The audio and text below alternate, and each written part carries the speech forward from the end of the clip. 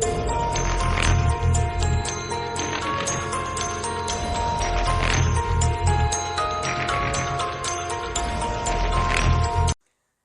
there, welcome to the learning of engineering tutorial video lecture.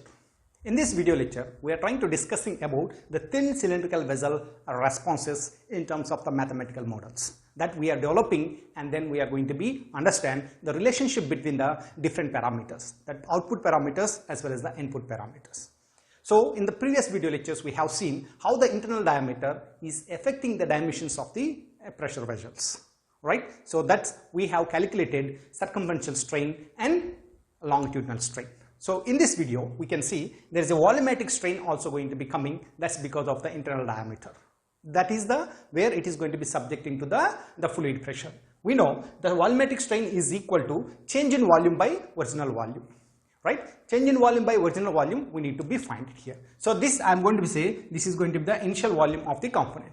This same equation I am going to be writing Vf minus Vi by Vi I can write. What is the Vf? That's going to be final volume. It means that we are assuming some of the dimensions are going to be changing in all the directions. X and Y, Z directions also changing. So that we need to be considered here. And what is the Vi? Vi is nothing but your initial volume of the component. Suppose this is going to be your diameter of the system, internal diameter of the system, and this is going to be the length of the system we are going to be say. Then how to find out the Vi? We know the Vi is nothing but area into the length we are going to be taking. That's going to be pi by 4 d square into L we are going to be taking.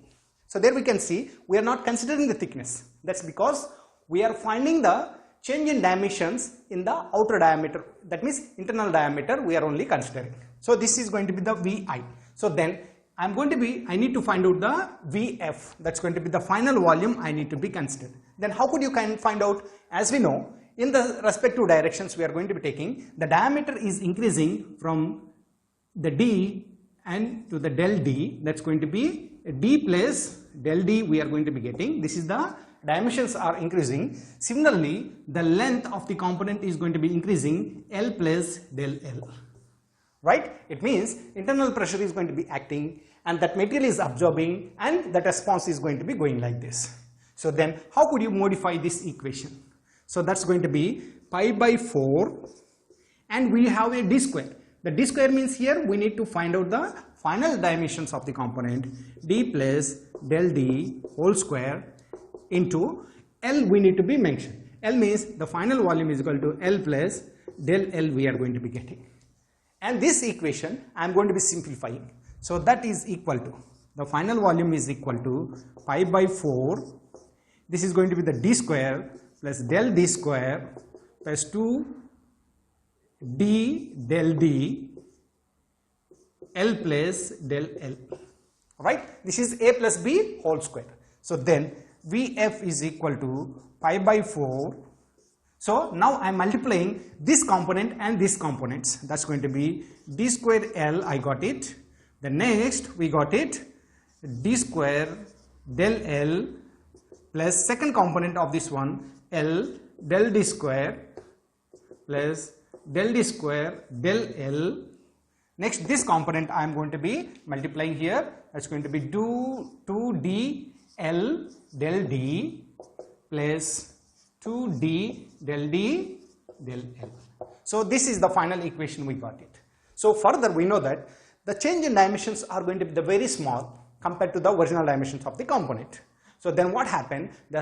When we are going to be multiplying with the small quantity and with another small quantity, it's going to be the effect on the final equation is going to be very small. That's why we are going to be neglecting the physically. Suppose in these equations there we can see, so there's going to be del d, del d, del d, del L is going to be there. I'm going to be vanishing this component.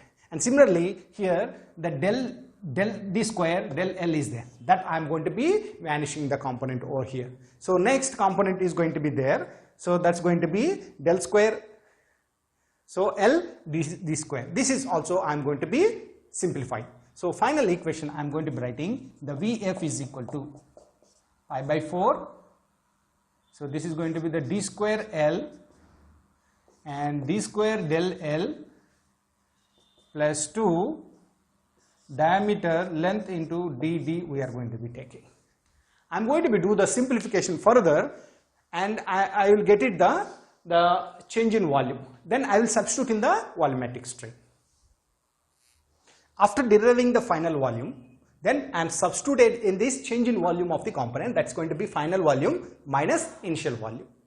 That final volume, I am going to be simplifying this equation, this pi by 4, I am multiplying with these three terminologies that I got it, pi by 4 d square L plus pi by 4 d square del L plus pi by 4 2d L del D, and Vi is going to be your initial volume. That I got it minus pi by 4 d square L.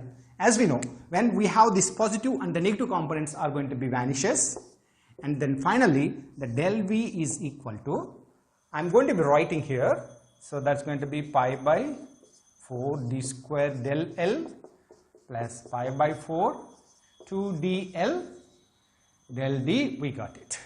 So this is going to be the change in volume of the pressure vessel. Now we know the volumetric strain is nothing but change in volume by its original volume. Now I am substituting this equation in this equation. Now I have taken that volumetric strain is equal to change in volume by original volume. So now change in volume is equal to this equation I have kept in the numerator, and V is the original volume I kept in the denominator. Then after the simplification of this one, I am going to be distributing to the individual components. So then what happened, pi by 4 will going to be cancelled. In this case d square will going to be cancelled. Then del L by L we got it. From this equation pi by 4 will going to be cancelled.